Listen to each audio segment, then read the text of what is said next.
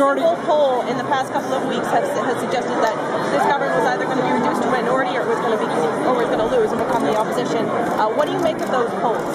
Exactly what I said during the campaign. The only poll that matters is election night. It's another majority government, but a stronger opposition this time. What message does that send you as well? Well, I think it's interesting to look across the province at what people have been saying. I think it's very important to listen to Albertans. There's no doubt that what we've seen is a record turnout, a turnout which I think speaks to the fact that Albertans want to have excellence in government.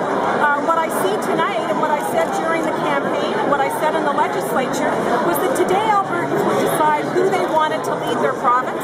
And I think that what will happen now is we'll take a look at how we can do that in a way that's constructive and positive and continues to build our economy, builds our future, and supports families in this province. How much of a message now? What will be your priority? The things that you want to get to quickly once you are back? Well, the first thing we're going to do is to continue with the work we did in passing the budget, to introduce the results-based budgeting process.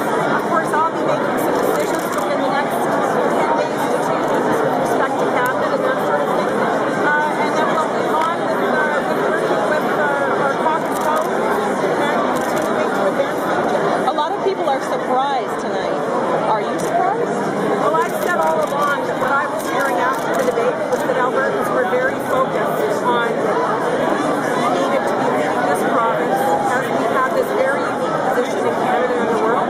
My sense was that we were going to see a result, something like what we saw tonight, but again, until it was over. Was there a point where the tide turned your way, or did you have it all along? Well, I think that for me, the most important part was the debate, because I said all along that we were going to deliver the same message, the message of positive change about the future. From my perspective, that began to resonate